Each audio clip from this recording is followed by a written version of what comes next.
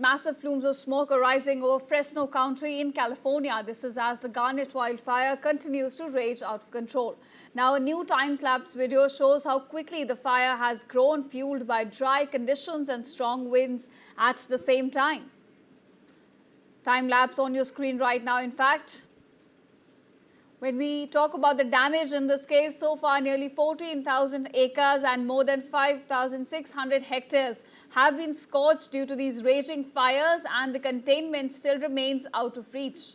Officials with the U.S. Forest Service believe that the fire was sparked by a lightning strike after a thunderstorm swept it through the Central Valley. And in response, more than 1,000 firefighters have been deployed to the front lines. They are battling dangerous terrain and shifting weather as they work to protect nearby communities and critical infrastructure at stake here.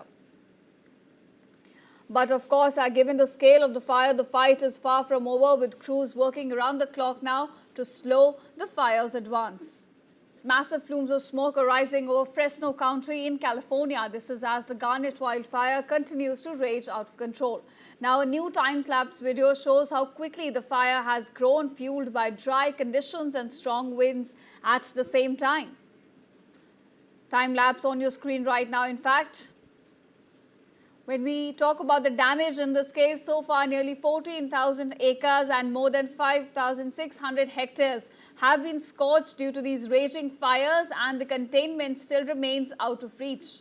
Officials with the U.S. Forest Service believe that the fire was sparked by a lightning strike after a thunderstorm swept it through the Central Valley.